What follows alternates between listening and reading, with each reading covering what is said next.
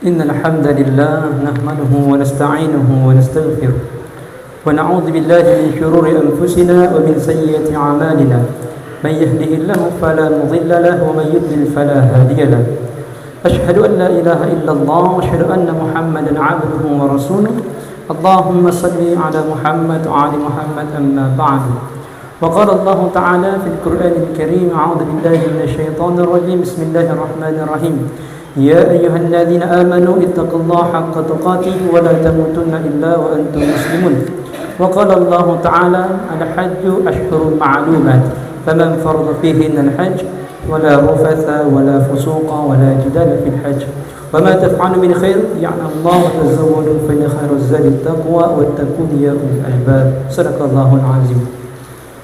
Kaum muslimin jamaah Jumat rahimakumullah, pertama-tama tiada kata yang paling pantas kita ucapkan selain kalimat alhamdulillahi rabbil alamin atas segala nikmat yang Allah berikan kepada kita. Salam dan salawat kita kirimkan kepada junjungan kita Nabi besar Muhammad sallallahu alaihi wasallam beserta para sahabat, keluarga dan pengikut beliau yang istiqamah di jalannya. Selalu kami sampaikan ingat sabda Nabi, man shalla alayya wahida sallallahu alaihi asyra. Siapa yang bersalawat kata Nabi kepadaku satu kali, maka Allah akan bersalawat kepadanya sebanyak 10 kali. Allahumma salli ala Muhammad wa ali Muhammad. Kedua pula saudara khatib, saya berwasiat terutama untuk diri saya pribadi, marilah kita tingkatkan ketakwaan kita kepada Allah, yaitu menjalankan segala perintahnya dan menjauhi segala larangannya. Kaum muslimin jamaah Jumat rahimakumullah, dari tanggal 7 sampai tanggal 17 Desember tahun ini, Kementerian Agama membuka pendaftaran, yaitu calon pembimbing jamaah haji. Kelebihannya apa?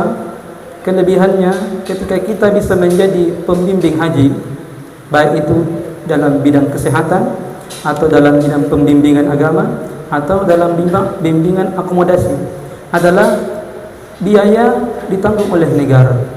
Yang kedua adalah kita tidak perlu repot-repot mengantri, karena selain kita membimbing, kita juga bisa melaksanakan ibadah haji. Kaum muslimin jamaah Jumat rahimakumullah,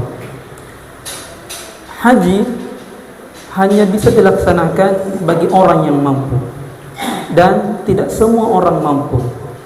Ada orang yang dia kaya, dia punya harta untuk berhaji, tapi ternyata dia tidak mampu dalam hal waktu, karena memang sekarang antrian untuk haji bahkan bisa sampai 20 tahun baru bisa melaksanakan ibadah haji, sekalipun kaya raya.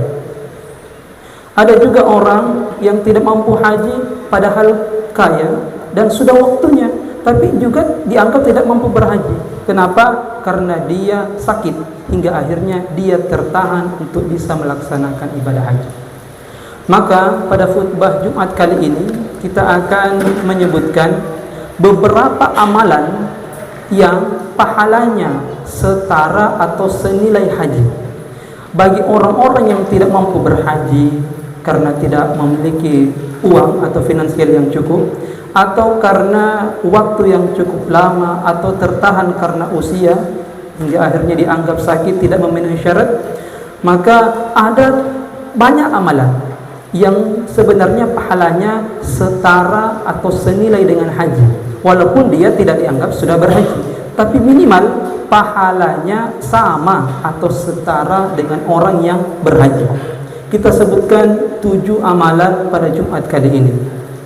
Yang pertama apa itu?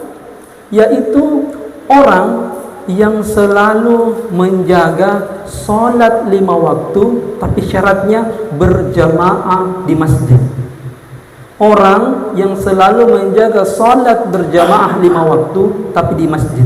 Kata Nabi, man masya ila salatin maktubah, siapa yang berjalan untuk melaksanakan solat maktubah, solat wajib fil jamaah, tapi syaratnya dia harus solatnya berjamaah, tidak solat sendiri-sendiri, maka kata Nabi, fahiya kahajjatin, maka dia seperti orang yang melaksanakan ibadah haji atau mendapat nilai haji.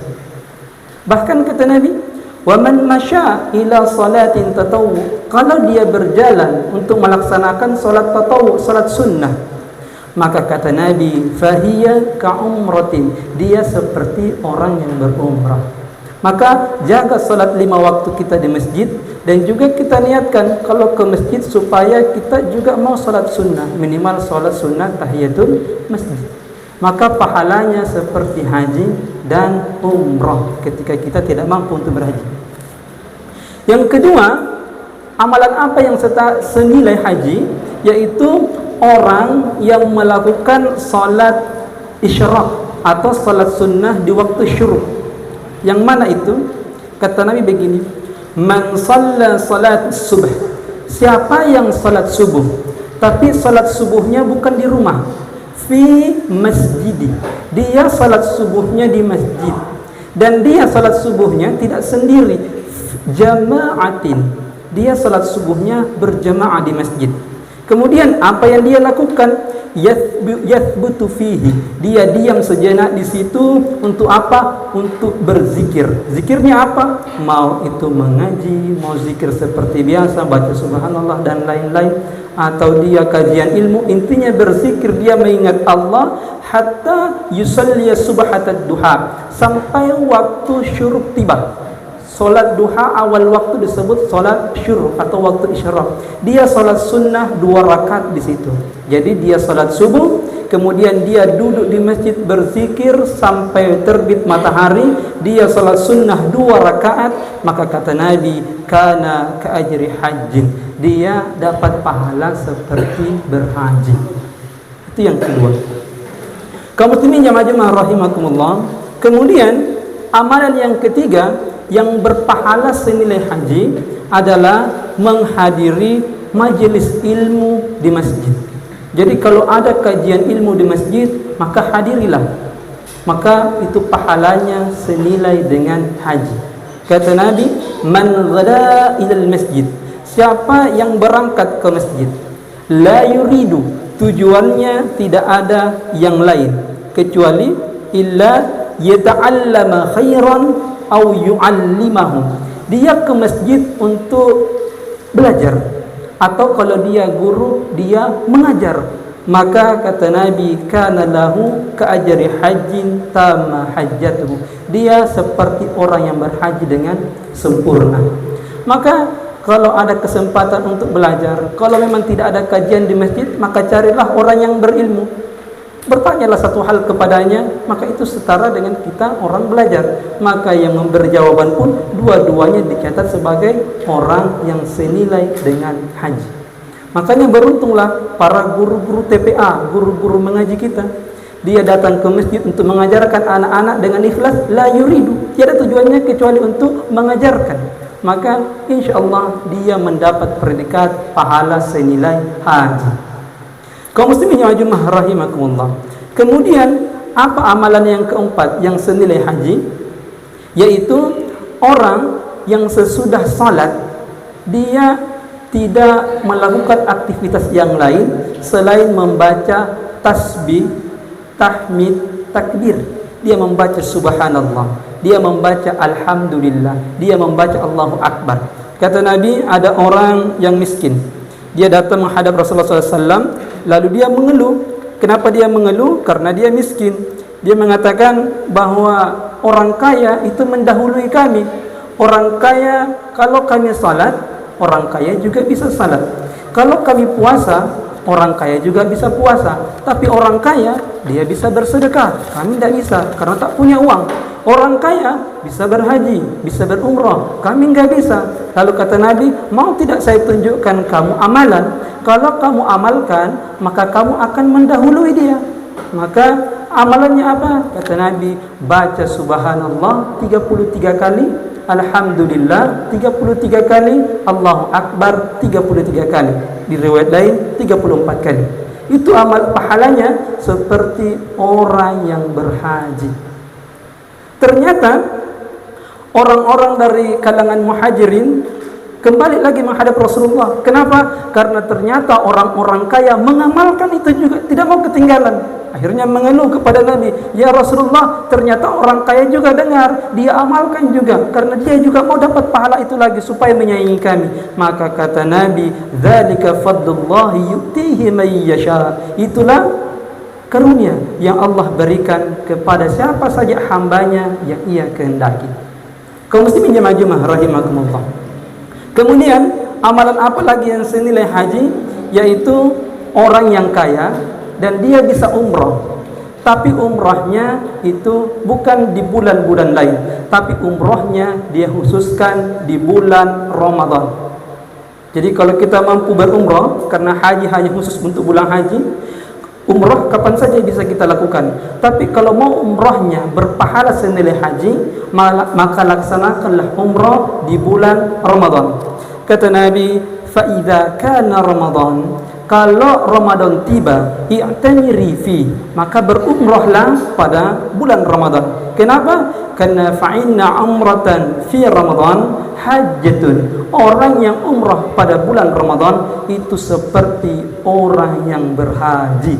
Bahkan kata Nabi, spesial untuk orang umrah pada bulan Ramadan, fa'inna umratan fi Ramadan taqdi hajjatan ma'i. Orang yang berumrah di bulan Ramadan, kata Nabi, hajjatin ma'i, seperti orang yang berhaji bersamaku. Padahal Nabi SAW sudah meninggal. Tapi kata Nabi, kalau orang umrah di bulan Ramadan seperti berhaji bersamaku. Kaum muslimin jemaah rahimakumullah. Yang terakhir yaitu adalah berbakti kepada kedua orang tua kita. Dari Anas bin Malik radhiyallahu anhu, ada seorang mendatangi Rasulullah sallallahu alaihi wasallam. Dia sangat ingin berjihad, tapi dia tidak mampu. Maka Rasulullah SAW bertanya padanya, apakah kamu masih punya orang tua yang masih hidup? Dia mengatakan, ya Rasulullah, masih ada. Maka kata Nabi, bertakwalah pada Allah dengan berbuat baik pada ibumu. Jika engkau berbuat baik padanya, maka statusnya adalah seperti berhaji, berumrah, dan berjihad. Maka berbuat baiklah kepada orang tua kita, maka pahalanya seperti orang yang berjihad, berumrah, dan berhaji. Bagaimana kalau orang tua kita sudah meninggal? Maka lakukanlah amalan-amalan yang sekiranya orang tua kita cintai, atau yang pernah orang tua ajarkan ke kita.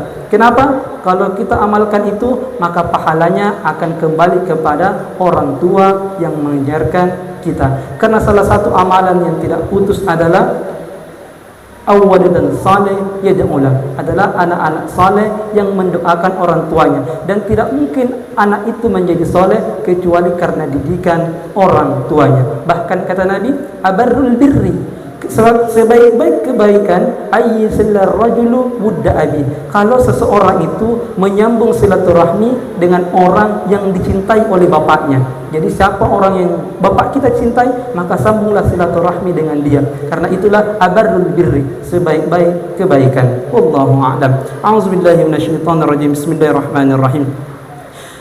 Inna a'tainakal kautsar fashalli lirabbika wanhar inna syani'aka huwal abtar. Barakallahu li wa lakum.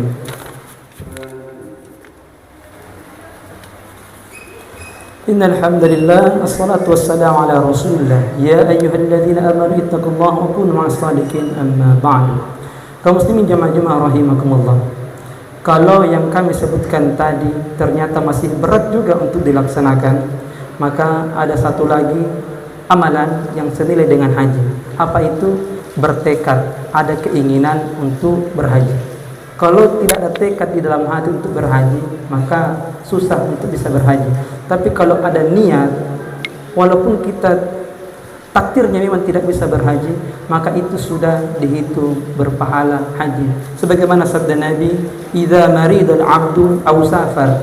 Kalau seorang itu dia sakit atau dalam perjalanan, kutiba lahu mithlu ma kana ya'malu muqiman sahiha. Dia akan dicatat pahalanya seperti orang yang sedang sehat atau orang yang tidak sedang dalam perjalanan. Maka bertekadlah dari sekarang untuk bisa berhaji. Kalau memang punya kemampuan untuk mendaftar, maka mendaftarlah dulu supaya kita bisa melaksanakan ibadah haji, walaupun tidak tahu sampai berapa lama kita mengantri. Dan semoga Allah dapat memanggil kita juga untuk melaksanakan ibadah haji tahun berikutnya. Amin ya rabbal alamin. Marilah kita berdoa.